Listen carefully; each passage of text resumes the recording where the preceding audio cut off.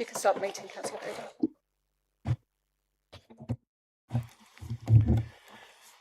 Bader. Good afternoon, ladies and gentlemen, and welcome to today's meeting of the Cabinet.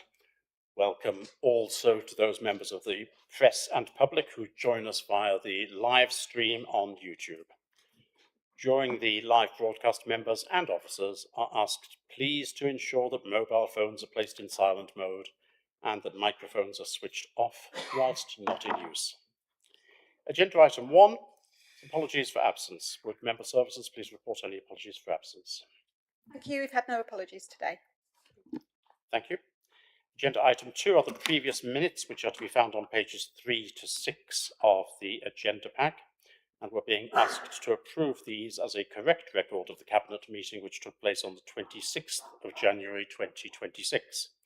May I ask any member who does not agree with the accuracy of the minutes to indicate that now, please? I see no objections to the proposal to approve the minutes as a correct record, so they are now agreed, and I will now sign them.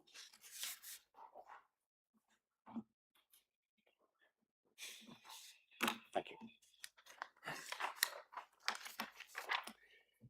Agenda item 3, urgent items. There aren't any.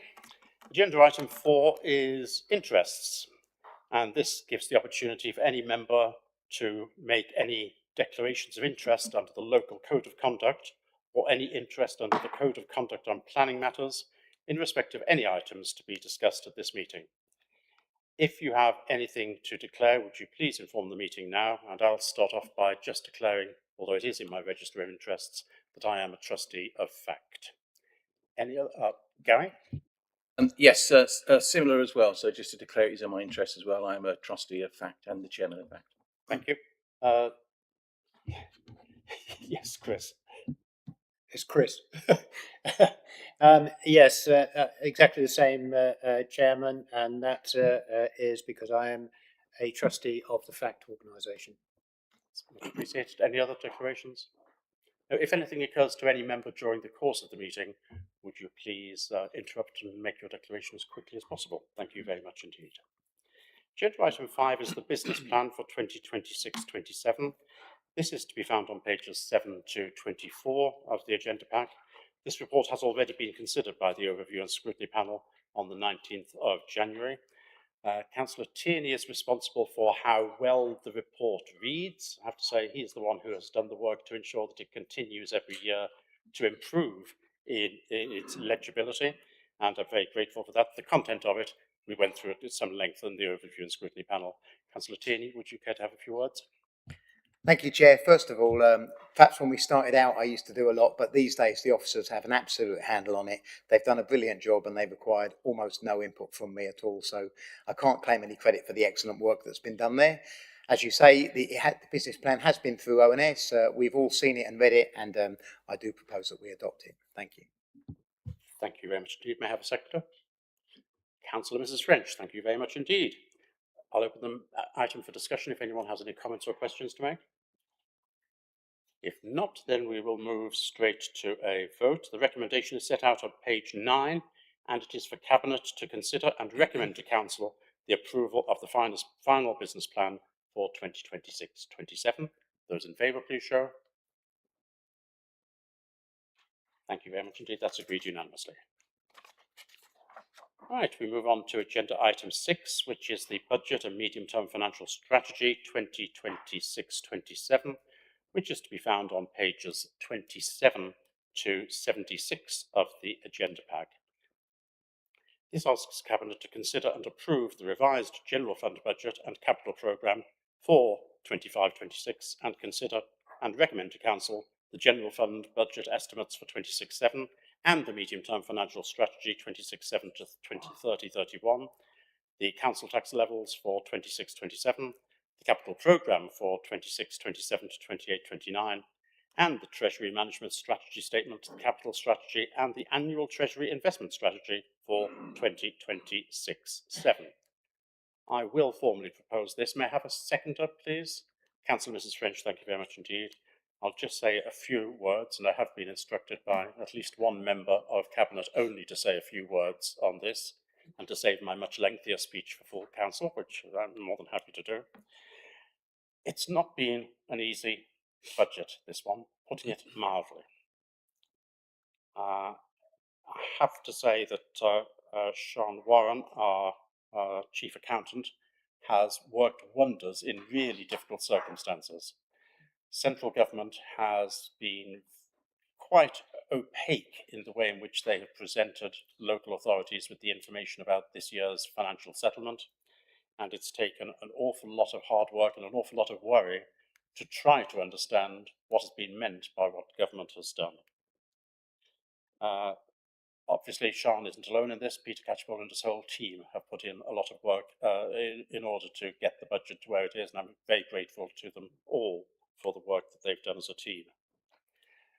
Putting it in summary, because we did discuss this previously in December, the amount of funding that we've received is some £643,000 less than we were expecting back in December. And there are so many pluses and minuses with funds disappearing and others being consolidated that it's rather difficult, in fact, to isolate exactly what that 643,000 is. But it does leave us in a situation which is worse than we were anticipating when we discussed the 26-7 budget back in December. Looking at the figures which are presented within this report for 25-6, however, it is working out very much as I had suggested. At this time last year, we produced a set of figures for 25-6, which predicted a deficit of £1.432 million. And I said at this equivalent meeting last year, don't worry too much about it. We will make that up during the course of the year. We'll make almost all of it up, if not all of it up. And by the December Cabinet Meeting, the £1.432 million projected deficit had turned to a projected deficit outturn of only £307,000. And then I also said, don't worry, that number is going to come down as well. And in this paper, I'm pleased to say we are now showing a projected outturn for 25-6 of a surplus of £107,000.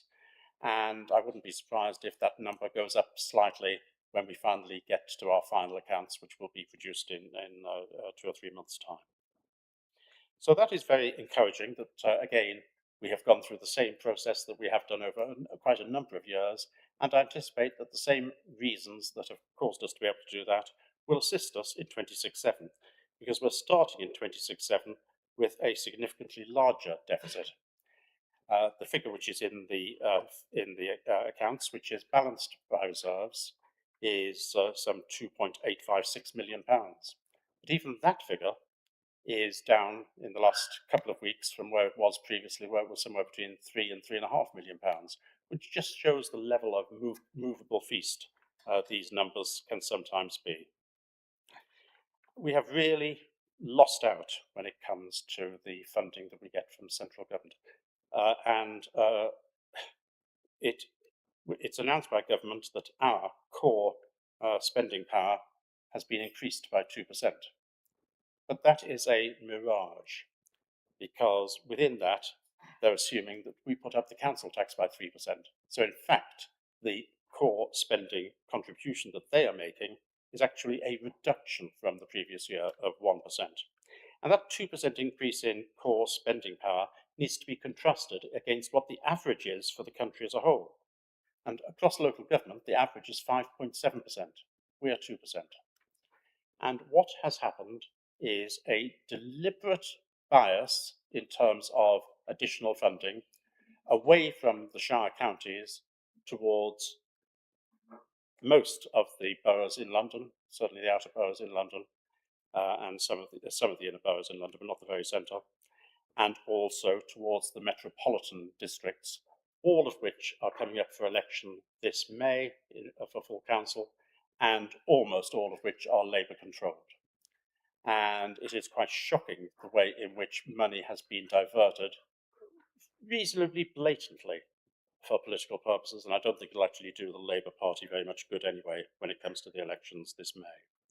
But it leaves us in a situation where our funding is significantly less than we had anticipated. Nevertheless, as I said last year, I can say that I have a great deal of confidence that that number of 2.856 million will significantly reduce as the year goes on. And I would personally be very disappointed if we don't end up in 26-7 with a surplus at the end of 26/7. It's certainly what I'm aiming for. I can't give a guarantee yet. There's a lot of water to flow under the bridge, but I've got a great deal of hope that we will yet again end up with a surplus, as we have done in all but one of the last 7 years. And without going into too much detail and saving the detail for full council, um, those surpluses have built up over the last 7 years in the budget equalisation reserve, which I set up when I became leader. And that is already sitting at 2.2 million. It will rise to 2.3, 2.4, 2.5 million. It's one of the reasons, I think, why our Section 151 officer is fairly relaxed about the budget numbers that we've got in front of us for 26/7, because he knows that there is that backstop of savings which we've saved up over many years, which could be called on if it were necessary. Now, I've got no intention of allowing it to be necessary, but it is there, and it is a safety valve, which is very useful indeed so far as we're concerned.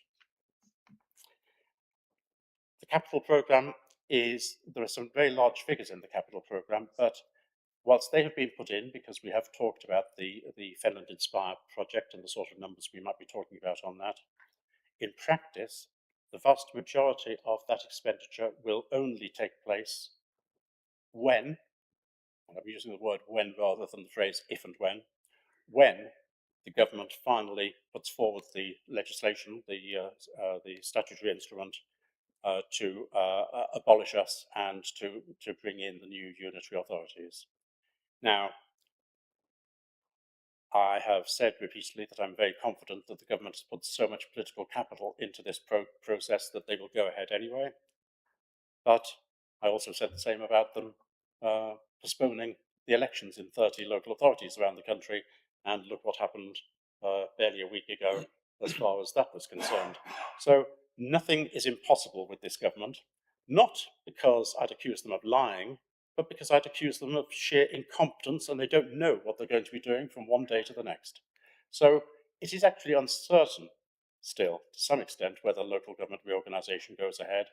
And if it does, then our attitude has to be different from if it doesn't.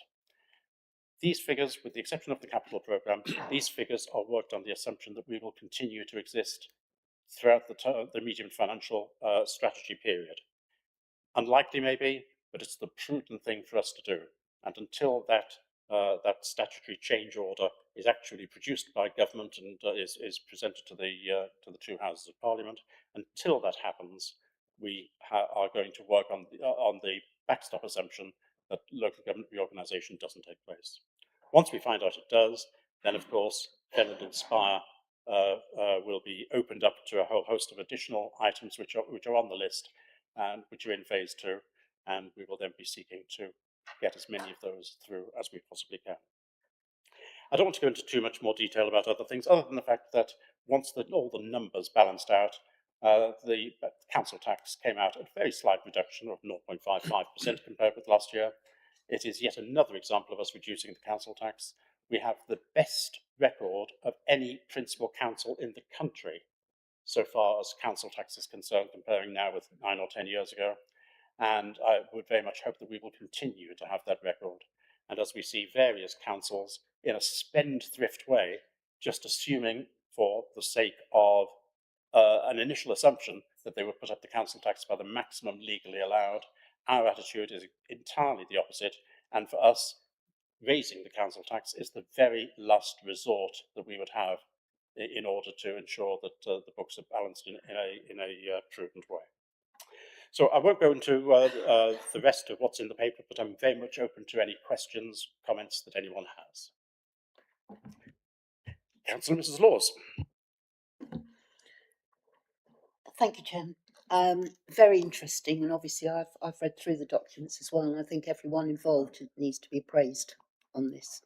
But I'd also like to add that I don't think as a council we promote ourselves enough. And I do feel that if we are not increasing our council tax this year, and the town and parish councils will probably follow into line with that, I think it's essential that we do some really good press releases and communication, because most people just look at the end total. on their bill. They don't actually look at the items between. So I'd like to recommend that through Councillor Tierney that we do as much as we can to promote that information. Thank you. Thank you very much. And it is also open to any members of Cabinet, and for that matter, any members of the Council, to do likewise in their personal capacities. Councillor Tierney. Thank you, Chair. I will respond to Councillor Laws, but before I do, I just wanted to make a point, which is that year after year, we have this situation where we start off with a deficit, which looks worrying, and then we gradually sort it out until we get to the point where we're in surplus. And I know the reasons why. It's because we have to take a very pessimistic view to be sure that we're not making any mistakes. And then once things get cleaned up and we see that it's not as bad as it appeared, everything straightens out. But I do think sometimes members of the public look at that and worry about it. And I think sometimes it's stirred up by people who perhaps don't have a full understanding or are deliberately trying to mislead. And I think that's a shame, because if you look at the history of the record of this council's finances, they're very, very good. And I think we do have to admit that the Chief Financial Officer and yourself are kind of wizards. You're like the Hogwarts School of Accounts. And I think you do some fantastic work. I think you do some fantastic work, and I just think everybody should recognise that rather than worrying each year, because it does always resolve. In answer to Councillor Laws, she suggested we do more promotion. I'm up for that. I'm always up for doing more promotion. The trouble is, normal people who've got lives to lead, busy lives to lead, don't fully understand what councils do what, who pays what. And every time we say we've frozen council tax again, and well, it's nearly 10 years now, and every time we say that, they say, well, my council tax has gone up. And we then have to explain to them, well, yes, it may have done, but that's not this council, that's another council. And they say, oh, councils are councils. It's very hard to get the message across that we're doing something a little different here, that we're doing something quite different nationally, actually. There's not many councils doing what we're doing, which is putting the public first and trying to make sure that we absorb any additional costs through better work and through careful administration. And we're not cutting loads of things. Some councils could do it by doing a lot of cuts. We're not cutting things, and things aren't changing. In a lot of ways, we're improving the services we do, but we're finding ways to do it cheaper. And then the negative spin to that is, well, then why didn't you do it cheaper earlier? Well, we're always trying to find cheaper ways to do things, and new things come along that we can work with. So I think it's actually quite positive what's going on here. I agree that we should do a bit more promotion. I will speak to communication officers and see what ideas we've got. But we don't ignore this stuff. We do tell people. It's just perhaps sometimes it's a bit hard to get people to fully understand. Not because they aren't able to understand, but just because they've got busy lives. Thank you. Thank you, Councillor Tierney. And perhaps if we are the Hogwarts School of Accountancy, perhaps you may get the communications officers to get a few more owls so we get the message across to more people. Thank you very much. Councillor Miss Hoy. Thank you. Perhaps we just don't have enough communications officers. We need like them into double figures, like at Cambridgeshire County Council. That is a joke, obviously. I don't think we should do that. But I think the reason we aren't doing that is because we are being careful with the finances, and that is no joke, because I don't want to name the parish council because I've forgotten, and if I name the wrong one, I don't want to be in trouble. But there is a parish council in South Cambs, Camborne. Thank you. That's helpful. It's got itself into a right mess. All this staff have kind of gone, and they, talking about having sort of a 300 or 400% rise. It's, a real mess and a huge council tax problem now, because they haven't managed their finances, and they're a much smaller council. So I've heard people say, oh, well, it's easy when you're a district council because, you don't have the social care responsibilities. Well, you could make the same argument for a parish council. You don't have the statutory services to deliver, and people still manage to get themselves in a mess. So I do think it's good news, and I'm happy to support it. Thank you very much. No other comments from anyone? Right, then. The recommendations are set out on page 28 of the agenda pack, and it's recommended that the revised estimates for 25/6 are set out in section 6 and appendix A, showing an estimated surplus of 107k, which will be transferred to the budget equalisation reserve, be approved. So that's the first resolution. Those in favour, please show. And that's agreed unanimously, thank you.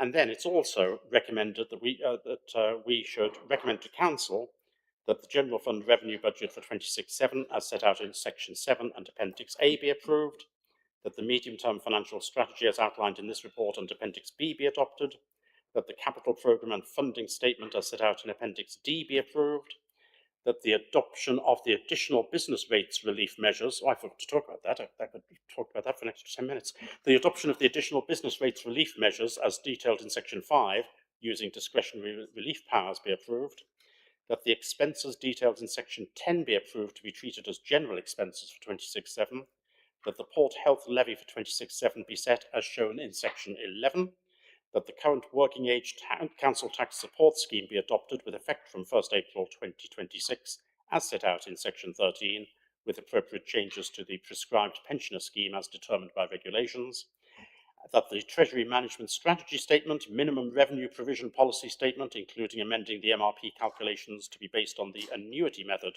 from 25/6 onwards, that the Treasury Investment Strategy, the Prudential and Treasury Indicators for 26/7, and the Capital Strategy 26/7 as set out in Section 14 and Appendix E be approved, and that, finally, the Band D council tax level for Fenland District Council services for 26/7 be set at £253.35, a reduction of 0.55% on the current year.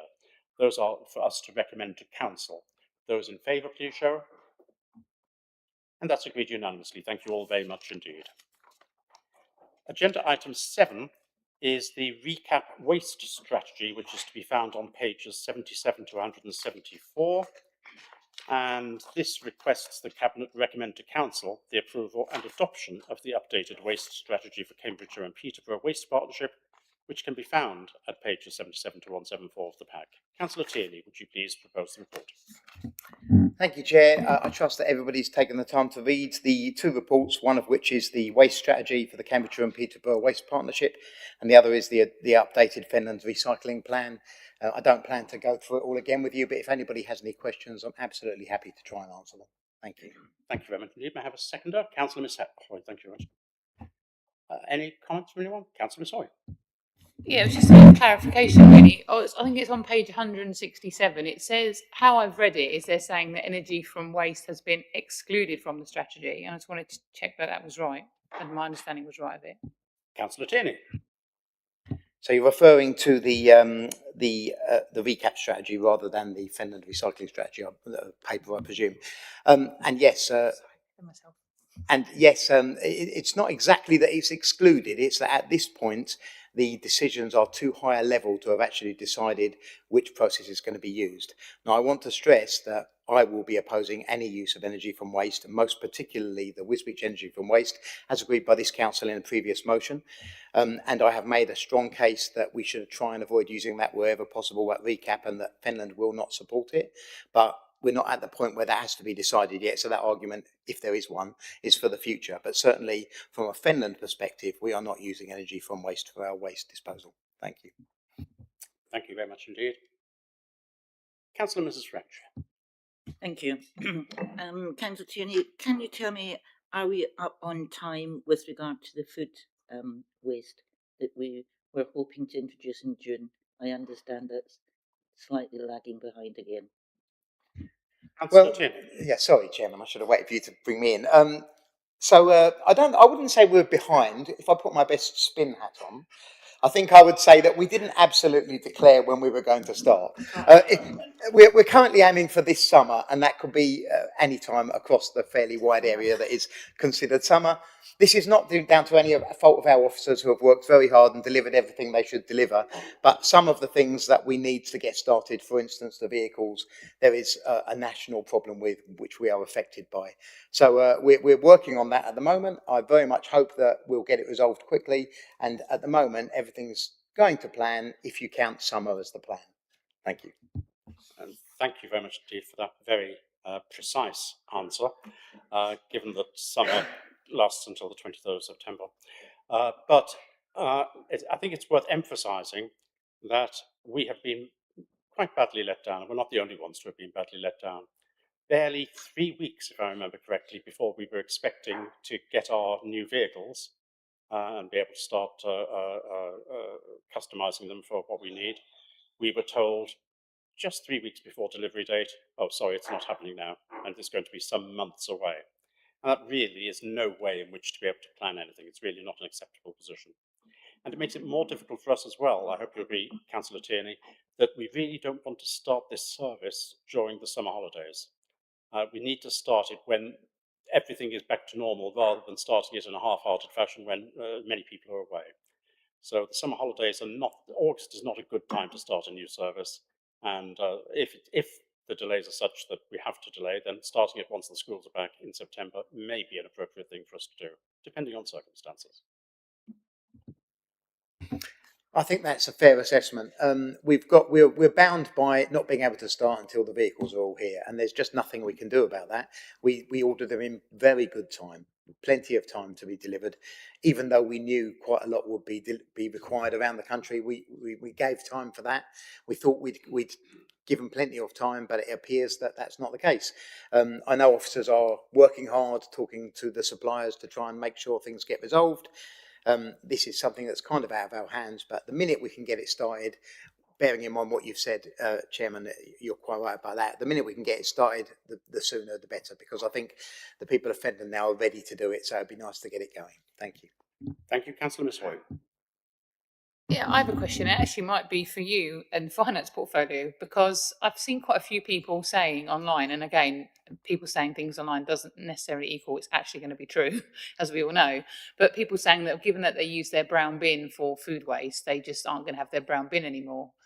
So do you think, how will that impact, I suppose, on our finances if our brown bin subscription charges go down?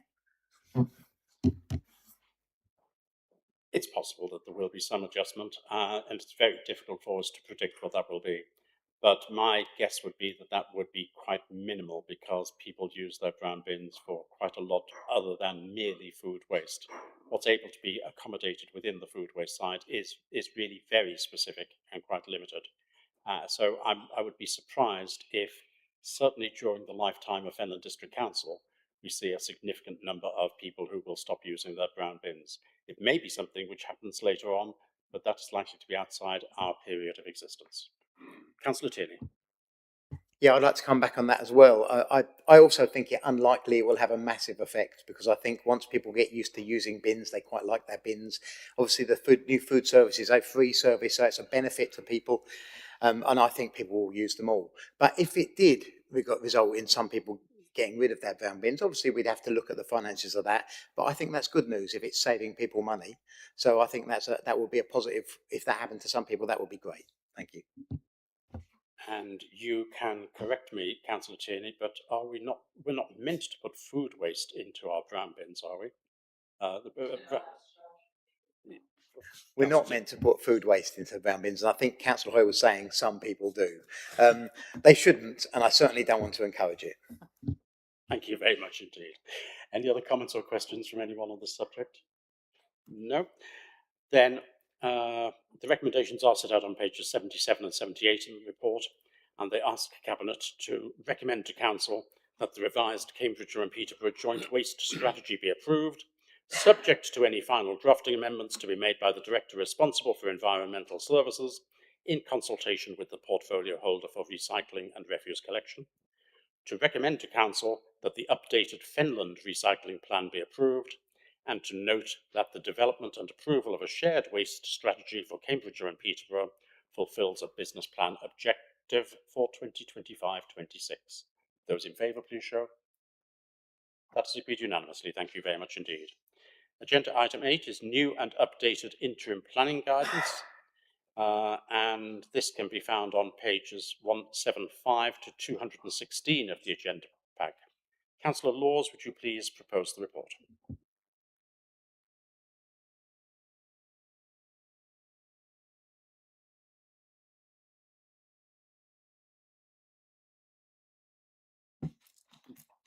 As members know, we've taken the decision to step back and reset our local plans so that it truly reflects the challenges and opportunities facing our district today. But development doesn't pause while the work is underway, and our communities still expect us to make strong, consistent decisions in the meantime. This is where the interim planning guidance matters.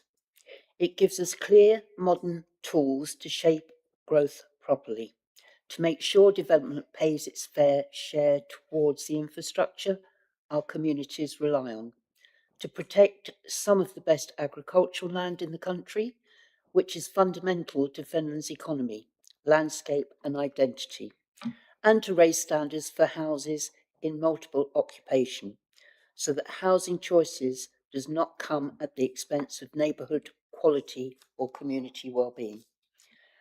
As it's the heart, this is about people and places. It's about being clear with the applicants, fair to the residents, and confident as decision makers. It's about supporting good development and being robust where proposals fall short of what funding deserves. These guidance notes don't create a new policy, but they do is give up an up-to-date practical clarity while the new local plan is prepared, helping us make consistent, defensible decisions that work for our communities and for the future of the district. I therefore obviously commend the report to Cabinet and invite members to consider the recommendations set out, paragraph 3.1. Thank you, Chair. Thank you very much indeed. May I have a seconder, please? Councillor Miss Hoy, thank you very much. Move on to any discussion or questions or comments anyone may wish to make. Councillor Miss Hoy. Thank you. I've got a couple of questions. It was mostly on the HMO guidance, which I think is a really good addition to have, because as we know, we've had quite a few of those come to planning committee and there has been some confusion. So my first question was, there's mention to say that they can take into account cumulative impact of other HMOs in the vicinity. And I suppose my question is, how do we know about them? Because if they are under 5 people, they wouldn't have to have a licence, and if they aren't in an Article 4 area, they won't have to have planning permission. So how are we going to know they exist for cumulative impact? Or does that allow, I suppose, objectors to present that, I suppose, as evidence to the committee if they are aware of surrounding ones? Is that sort of how we propose? And then I'll ask the second one in a minute, if that's okay. Thank you. Thank you, Mrs. Councillor Hoy. You're quite right. Article 4 needs to come into play, and also the number in an HMO. I think for anything less than that number, we will be reliant on neighbours. And obviously, I feel that with an HMO, there will be reports coming through probably via their ward councillors as well. So I think it may be a case of actually, we can have a look at this, but I think it will be a case of relying on community to actually keep us informed. Thank you. Councillor Miss Hoy, second question. Yeah, my second question was on the parking. So I really like the addition of the information about parking, because this comes up time and time again, because obviously if you've got 5 people living in a house, you potentially got 5 cars, maybe even 10 if they're double rooms. So it obviously does cause a great deal of problems. So I think it's really useful to have this clarification. My only slight concern is when we've questioned parking before, we've been told that we can't query it because it goes against the NPPF for town centre parking. So how does this work? Because obviously in the parking survey method statement, it gives everything that they have to do. And so I could see, for the sake of argument, thinking of, for example, if someone wants to do HMO on my street, on your parking survey, if they didn't have any parking off street, they would fail that test because it doesn't meet that parking survey. But then would it then be considered a town centre location? Because how close does something have to be for the town centre in the NPPF? So I'm just a little bit unclear on that. And obviously I don't necessarily need an answer today, but I just would be interested to see how that plays out. Thank you. Councillor Mrs. Laws. Thank you, Chair. I won't give you a full package answer today, but it is something that obviously we're working on. And I think we have to appreciate also the present government we've got keeps throwing different ideas into the pot with planning. This may sound political, but every week it seems to be changing. So hopefully, I know particularly in our market towns, town centre parking is becoming a premium. It's not just for HMOs, it is for established properties that we have had to be in a position to approve, and they are taking up parking spaces and parking spaces within Fenland car parks, which are free as well. And it's not just 1 or 2. We actually have one in my market town, and they actually use 6 spaces in the car park for 1 flat. But it is 2-bedroom. Question, but there we go. I'll come back to you, Councillor. Thank you. Councillor Masoy. Yeah, thanks. I really appreciate that. And I wasn't trying to ask to or be difficult, catch anyone out. It's just I think this is such a big issue because I think when we start having a lot of I mean, I'm not against them in principle because they do provide an affordable way to live for a number of people. But I think when you get a lot of concentration of them, they do cause problems. So thank you very much for actually bringing this policy because I do think this guidance is going to be really useful, particularly for local councils if they are trying to go to planning. They've actually got a bit of evidence now to go and say these are our issues and something to tie against. So thank you. Thank you. Move on. Councillor Mrs. French. Thank you. Thank you, Councillor Law. I'm hoping that this will help the Planning Committee clarify because there's so many grey areas at the moment. And one of the bugbears is when there are, especially flats in town centres, that we cannot insist on parking spaces. As you quite rightly say, they actually take up car parking spaces in our car parks. And hopefully, if we ever get civil parking enforcement through, we'll possibly have to go down the route of permits. Thank you. Councillor Mrs. Laws. Thank you, Chair. Thank you, Councillor French. That's something I've got on my list, actually, parking permits, but thank you for that. Thank you. Any other comments or questions from anyone? Right, there aren't any further speakers, so the recommendations are set out on page 177, and they ask Cabinet to revoke the 2015 Developer Contributions Supplementary Planning Document, the 2014 Resource Use and Renewable Energy SPD, the 2004 NEEN Waterfront Development Brief, and the 2015 Interim Guidance on Policy LP4 Part B, to approve the publication of an interim planning guidance note on planning obligations, to approve the publication of an interim planning guidance note on best and most versatile agricultural land, to approve the publication of an interim planning guidance note on houses in multiple occupation, and to delegate to the head of planning in consultation with the relevant portfolio holders to make minor updates to the interim planning guidance notes as required, ensuring that they remain up to date and fit for purpose. Those in favour, please show. That is agreed unanimously. Thank you very much indeed, members. Move on now to agenda item 9, which is the Fenland Transport Economic Assessment, including March to Wisbech rail funding from CPCA, pages 217 to 238. Councillor Christie. Yes, thank you, Chair. There's quite a lot of information to go through here, but I'll just sort of summarise this this assessment here. So this report introduces the Fenland Transport Economic Assessment. Its purpose is to give us a clear evidence-based understanding of what is required to make major transport schemes deliverable.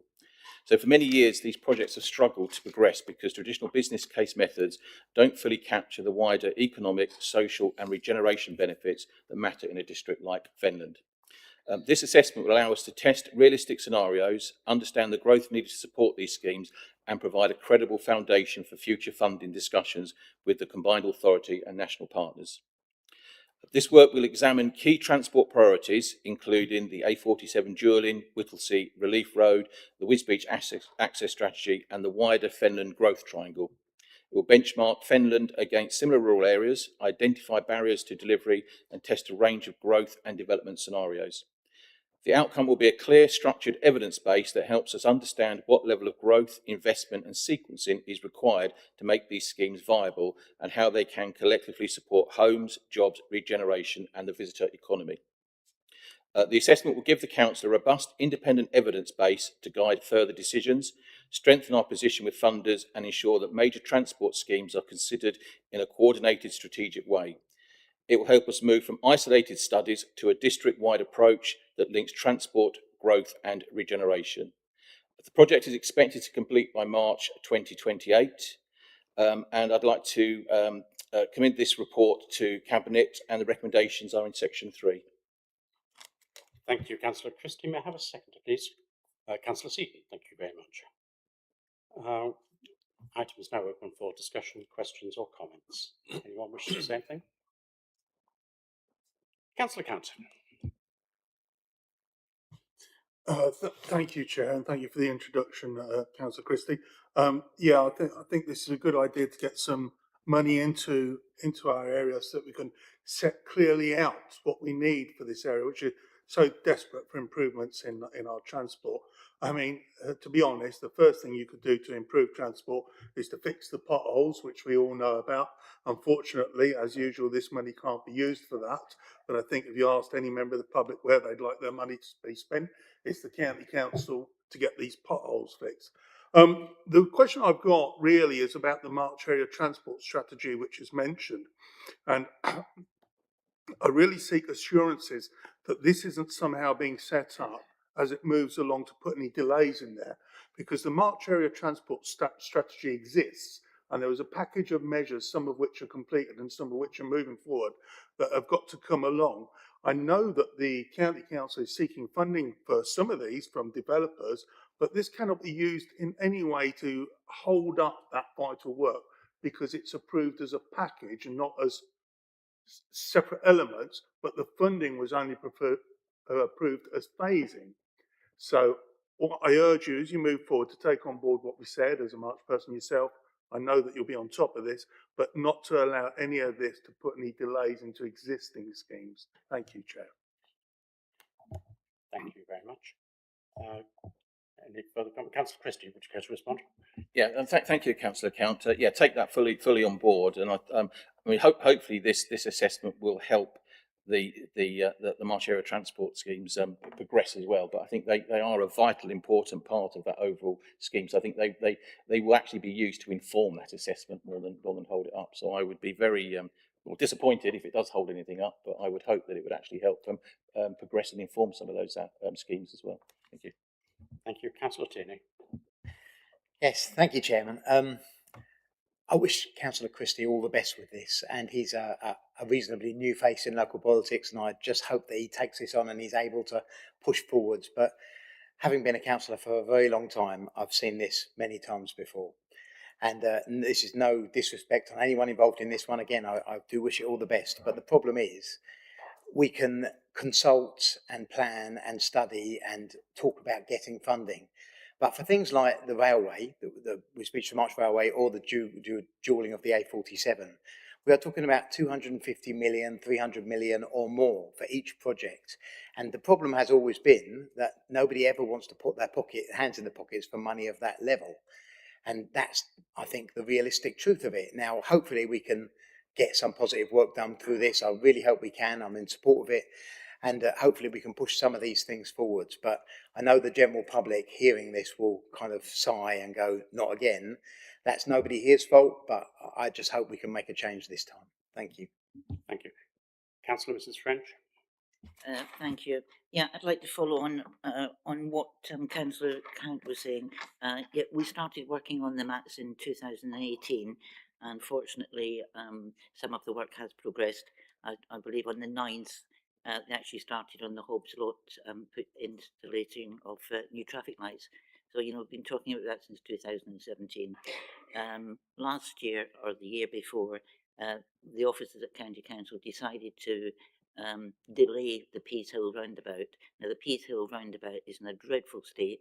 The volume of traffic, that really needs to be pushed forward again to get this slip lane into the 141. So I would appreciate any help that you can push along on the actual maps. And of course, the most important one for March is the Northern Link Road, and that was the last one. You know, that's going to be a major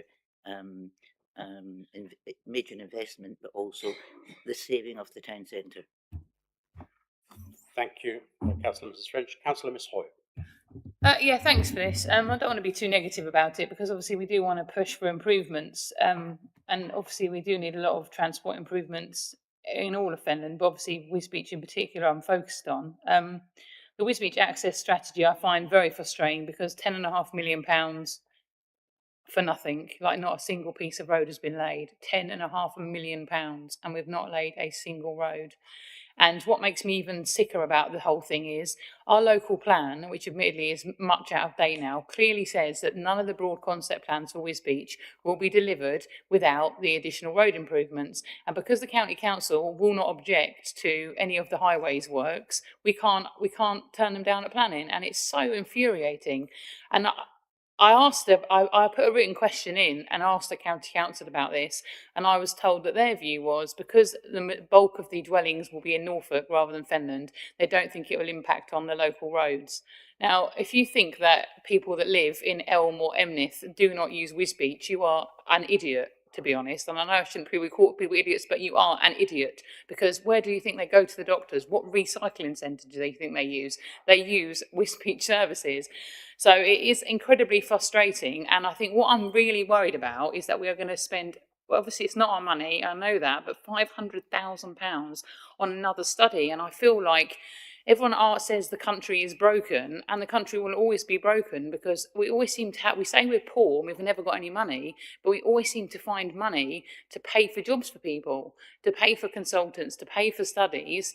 And I've lost count of the amount of times over the last 10 years that I've sat in things and told we've got to give £1 million to this thing, or £500,000 to this thing, or £20,000 to this thing, because we need a bit of paper to get the next lot of money. But the next lot of money never ever seems to come. All that seems to happen is someone's managed to get a nice cushy job and then retire at 60 and live in a nice big house. And it's just, I don't understand. I feel like we're all doing the wrong thing. Maybe I need to be a road surveyor or something. I should have studied harder at school, maybe. Thank you. Councillor Mrs. Laws. While we're banging the drum for Fenland towns, I'd just like to emphasise about Whittlesea. Be there at the moment and you are an island, you're stranded. And it's so important that we get a Southern Relief Road. It's not just to open up economic growth in Fenland, but the frustrated drivers that I take calls from that are sitting there for hour and a half, 2 hours trying to get out of Whittlesea just to get to Peterborough. I'm sure most of the members wouldn't like to take those calls that have ended up being at 11 o'clock at night, 1 o'clock in the morning because of their frustration. I feel so much like Councillor Hoy. How many times have we seen money go in consultants' fees? I think we're all in the wrong job, to be perfectly honest, because they have gained so much money out of councils. And I'm sure when they see councils as the person asking for this information, they bump the price up another 10%. So I applaud your work. I'm not trying to take anything away from it, but I think a few of us that have been around the block in council for so many years have seen such a waste of money because nothing ever comes from it. So all I can say I would be supportive of it, and I just hope it works this time. Thank you, Chair. Thank you. I think it's worth saying that this is somewhat unusual compared with what we've seen before. Fenland is getting a transport economic assessment project, and similar things are happening in other parts of the Cambridge and Peterborough area as well. But these are being devolved to us. So this report, this project, will be controlled by members of this council, in fact, by members of this cabinet. And if you look at the composition of the project and the project board, and particularly the voting members of the project board, you will see that this will be in our hands. And it gives the opportunity for us to make clear, from the perspective of the requirements of the people of Fenland, that the obsession that there is in some other parts of the county about active travel is not appropriate here. That the idea that transport policy should be determined by net zero targets is, again, not appropriate for us, that we need to set our transport policy on transport targets. And that the narrative that we hear from some parts of the county, which is so anti-car, is entirely inappropriate here in Fenland. For example, we would solidly reject in Fenland any proposals for road charging.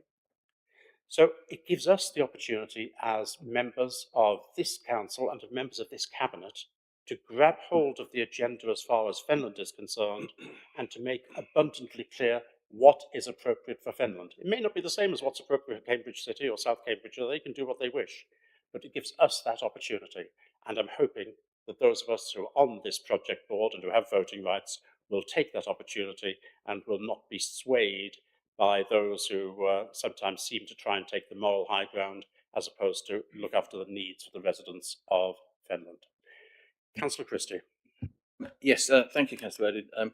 Yeah, just to reiterate that, and again, I listened to all the comments that people have made, and I fully appreciate and understand them. But I think, as Councillor Bowden said, this is really our opportunity to grasp this and to progress it in our way along the terms that are suitable for Finland in there. So I think some of these other projects that have had assessments done in the past, as we said in here, they struggle to progress because they've been conducted in traditional ways. And I think we've now got an opportunity to really define this transport economic assessment for Finland. So thank you very much. Thank you. Any other comments or questions from anyone? No, Councillor Missoy. I've just been corrected by my colleague that they actually did deliver something with the Wisbech Access 10.5 million. They did manage to knock down an old shop that no one wanted knocked down. So just a correction to my earlier comment. Thank you very much indeed. I'm sure that will go on the record. Any other comments or questions from anyone? Then we will move to the vote. The recommendations that we've got are set out on pages 218 and 219 of the agenda pack, and they ask Cabinet, subject to the final confirmation of the CPCA, to confirm the acceptance of £500,000 between 2026 and 2028 from the CPCA for FDC to deliver the Fenland Transport Economic Assessment Project, to confirm the establishment of the project board to oversee the business case project, confirm the board's remit, including its terms of reference and membership, to note the procurement exercise to select a contractor to deliver the Fenland Transport Economic Assessment Project, to give approval for delegated authority to the portfolio holder for transport and the Section 151 officer to award that contract, and subject to final confirmation from the CPCA, third-party funding has been approved for this work, and a grant funding agreement between the CPCA and FDC is required, and that we need to delegate approval to the portfolio holder for transport, the portfolio holder for finance, and the Section 151 officer to sign that agreement on behalf of FDC and to complete all other documentation necessary to bring this arrangement into effect. Those in favour, please show. That's agreed unanimously. Thank you all very much indeed, members. Move on to agenda item 10, which is Fenland Inspire play equipment. It's to be found on pages 239 to 242 of the agenda pack. Councillor Mafferton. Thank you, Chairman. I trust everyone's read the report, so I'm not going to read everything, but I'll just go briefly through the summary. So the council has been awarded £1.5 million from the government's Pride in Place Impact Fund to support the enhancement of community facilities. Members have expressed a preference that this can be allocated to open space facilities and play areas across the district in line with the Finland Inspire project aims. One of the main key issues, the deadline for committing the funding is 31st of March. Therefore, the council needs to move at pace to identify and deliver projects to enhance the local area. I'd like to commend the work the officers have done on this so far, and the recommendations are in section 3. Thank you. Thank you very much indeed. May I have a seconder, please? Councillor Mrs. French, thank you very much indeed. Comments from anyone? Questions? Councillor Miss Hoy. No, sorry, I keep telling other people not to speak, and then all I've done is speak. But I just wanted to make a point about Westmead Avenue. I'm very pleased to see that that is included separately. It's been over 6 months since we were supposed to be having replacements for the things there. And I just want to place on record that I do think we should not be waiting for any pots of money to come for doing our basic maintenance work. We have obligations to maintain our services and our things that we run. And if we stop doing that, we're going to become like Cambridgeshire County Council and let our facilities go to rack and ruin. So I just want to place a marker down. We must have a budget for maintenance and we should be maintaining our things. And if we aren't, I'll be very sad about it. Thank you very much indeed, and well done for continuing to trumpet the requirements at Westmead Play Area, which I'm sure will be very much appreciated by the local residents. Councillor Mrs. French. Thank you. It's actually 8 months, Councillor Hoy. We looked at this in June last year, and it's nothing to do with Inspire. I understand that the swing is now gone, so hopefully we'll get some more equipment there, and it should come in within the budget of the maintenance and nothing to do with Pride Place or Inspire. Thank you very much indeed. Councillor Tierney. Thank you, Chairman. Given the short time frame, I think it's really important that this project is member-led. And I know that that is the plan. The plan is for councillors to look after their areas and advise SID and others what is needed, and so that we can put together a plan. I'm a little bit worried about some external parties who seem to have got wind of it sniffing around a little bit. I think it's absolutely fine to take advice from anyone who wants to offer advice, but I do want to stress that this must be and should be member-led. Thank you. Thank you very much indeed. And it is, of course, important to note that play areas across Finland aren't all owned and controlled and maintained by Finland District Council. There are others which are funded by local developers in local areas where they have been required under Section 106 agreements to provide play equipment, and where either they have responsibility for continuing to maintain them, or it's passed to a local residents organisation to do so. And there are also many play areas which are actually supplied, especially in the more rural areas, by local charities. So it's quite a complicated picture that we've got, and it does make it difficult for us to take an overview of the whole of the borough, whole of the district, and make appropriate decisions, which is why, as Councillor Tierney said, it's so important that this is member-led, because we, in our local wards, in our local communities, we know where there is a need, we know where there is a lack of play equipment, and we know where this should be targeted. And I welcome Councillor Imafidon's initiative to involve all members of the council from all of the wards of the council to get responses back quickly, so that a report can be produced for Cabinet next month to allow us to proceed. Councillor Seaton. Yes, thank you, Chair. Just on that note, I actually sent out an email to all the district councillors who have villages within their ward over a week ago, asking for them to present proposals for the equipment in their areas as to whether they were up to standard or not. And sadly, over a week, I've only had 2 responses. One, which is, I'm pleased to say, was from my ward of Wisbech and Leverington, and also one from Murrow, Parsons Drave and Wisbech and Mary. Now, there is urgency about this. We do need that information. Councillor Fundon needs that information as soon as possible to progress this. And I will send out another email on this, but you know, it is not helpful when we don't get any responses to it. Thank you.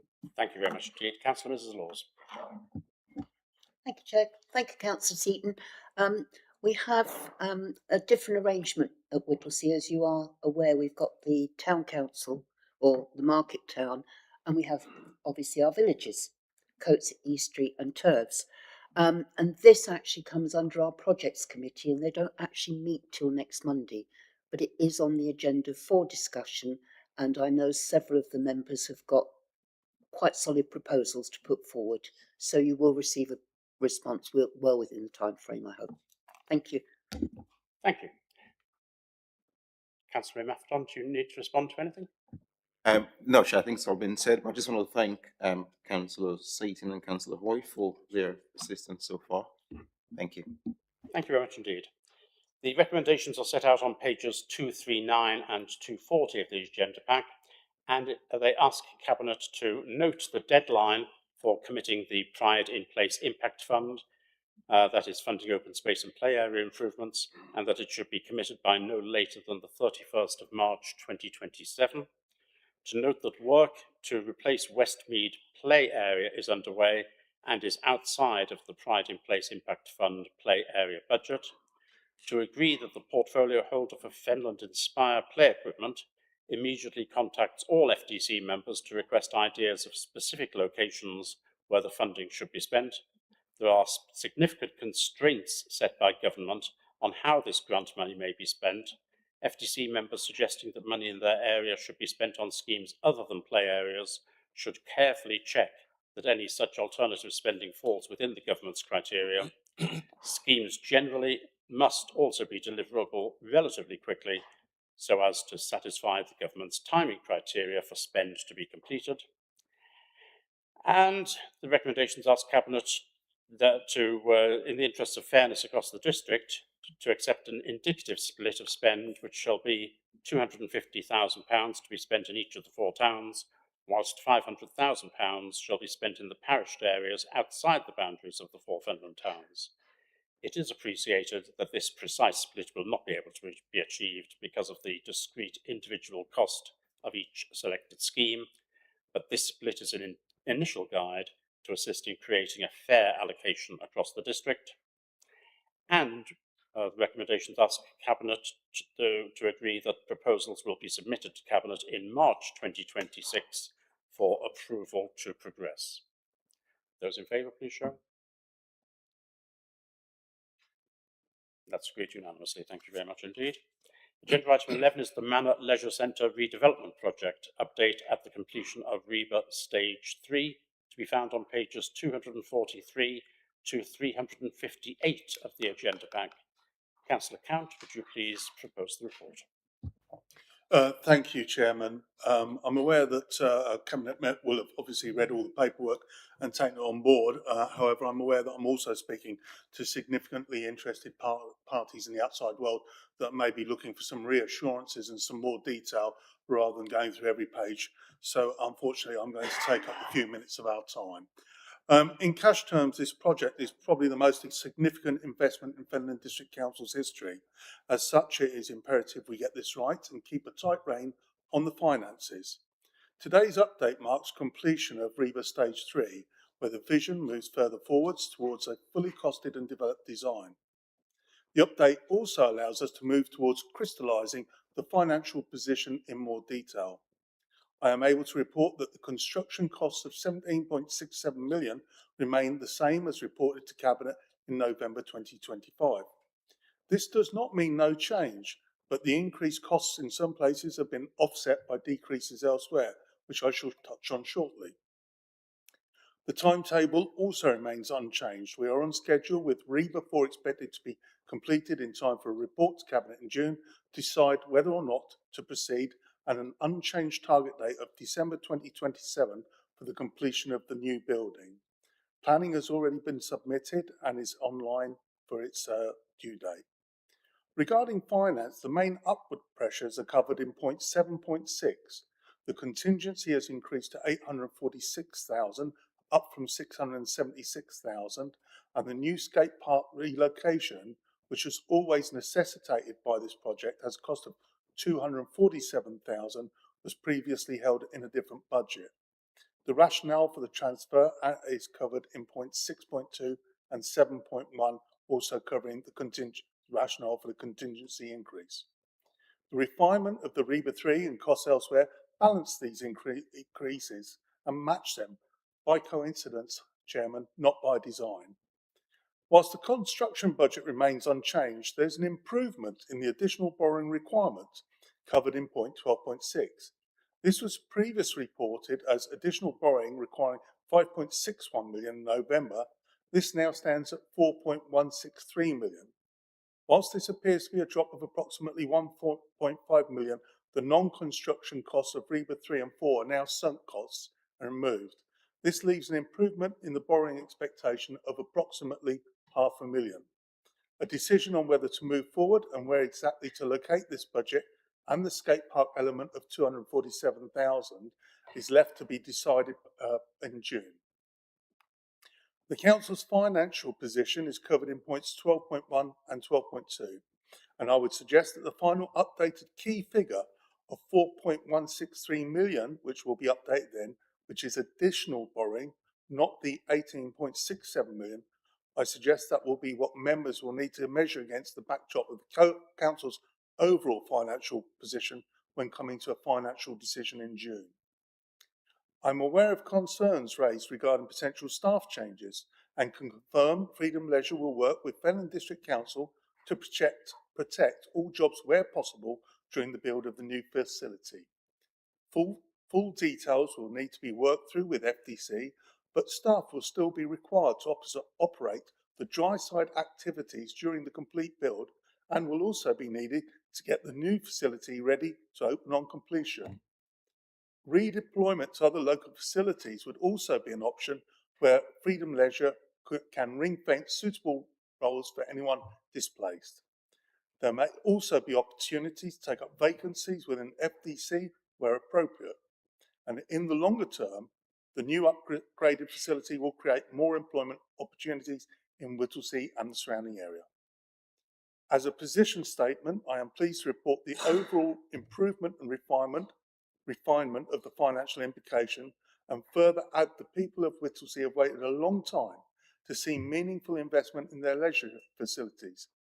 This project represents a once-in-a-generation opportunity to deliver something truly transformative. I'd like to thank officers, partners and my predecessor for the significant work that has brought us up to this point, as we all look forward to seeing the project progress to its next phase and ultimately, hopefully see a new, modern and vibrant leisure centre that the whole community can be proud of. I welcome any questions and recommend this paper to you. Thank you, Chair. Thank you, Councillor Count. May I have a second, please? Councillor Mrs. French, thank you very much indeed. I'll open the subject up for discussion, question, comment. Anyone wish to say anything? Councillor Mrs. Laws. Thank you, Chair.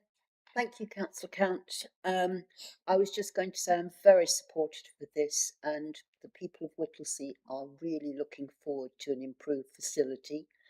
I'd also like to say thank you for considering, obviously, the more commercial kitchen, because I think this will bring revenue in. There is no size function room that is available in Whittlesea. So this will be supported by many organisations and clubs. So I welcome this completely. And also the extension to the Rifle Club as well. Thank you. Thank you very much indeed. Any other comments or questions? Councillor Kant, do you wish to come back? Yes, thank you, Chair. Yes, it's been a delight to work with local members such as yourself, members of the public and stakeholders to actually deliver things that perhaps were necessary that weren't quite envisaged in the early stages or are deemed affordable at this stage. I'd like to point out that at the moment, the revenue figures are not crystallised inside the report against what we plan to do. So, for example, I've noticed that there hasn't been any real change in the revenue since the introduction of this kitchen, etc., and yet we believe that there will be a significant uplift. So it'll be interesting to see. We are in talks, obviously, with Freedom Leisure, but nothing is bottomed out yet, and we are using the best current advice from Alliance Leisure in order to bring forward these figures. I do expect to see some more changes by the time we actually get down to a figure in June that we can all hang our hats on, but I'm just glad that with such a major project, we are still on plan, on budget, on time. So look forward to receiving the next bit and seeing how that plays out. Thank you. Thank you very much indeed, Councillor Kant. We will move to a vote. The recommendations are on page 246 of the agenda pack, and it's recommended that Cabinet considers the content of this report and the appendices, and that Cabinet notes the report and the progress of the project, notes the redevelopment project scheme details, and the expectation of a firm cost for the development of the redevelopment project to be presented to Cabinet for a construct or do not construct decision to be made in June 2026 for a start on site in late July, early August of this year. That we note the significant financial pressures that the Council faces and that we pay close attention to Section 3 and the financial assessment section of this report in Section 12. That we note that the Council is working with Sport England to secure supportive funding that will offset design improvements required by Sport England that have enhanced initial designs, and that the Cabinet authorises, in advance of Cabinet's June 2026 decision regarding the construction project, the monitoring officer to prepare all requisite legal documentation required to ensure that the Council will have received the necessary legal advice, completed all necessary procurement documentation, and prepared all necessary legal documentation, and will be in a position to move forwards into contract for the main development management agreement of the Leisure Centre project in a prompt and efficient manner, following Cabinet's decision in June, if that decision is to proceed with the redevelopment. Those in favour, please show. And that's agreed unanimously. Thank you very much indeed, members. Thank you, Councillor Count. Agenda item 12 is the draft 6-month Cabinet Forward Plan, which is to be found on page 359. Does anyone have any questions or comments about it? Councillor Mrs. French. Thank you, Councillor Bowden. As you say, on the 23rd of March, hopefully, and I'm very hopeful this time, civil parking enforcement will get an update. We're supposed to get final information from county at the end of this month, so we've only got a few days left. So I think it's fingers crossed. We started this in May 2019. We're almost 7 years, so I hope we can progress a little bit quicker once we've got the figures. Thank you very much indeed. Any other comments or questions about the draft 6-month Cabinet Forward Plan? Nothing else? So we will note that for information. Agenda item 13, there are no urgent items.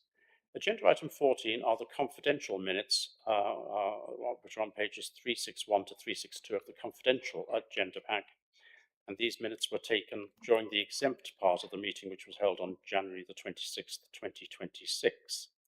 We don't need to go into private session if no one wishes to talk about any of the detail. But does anyone have any objection on matters of fact, matters of accuracy to these minutes, please?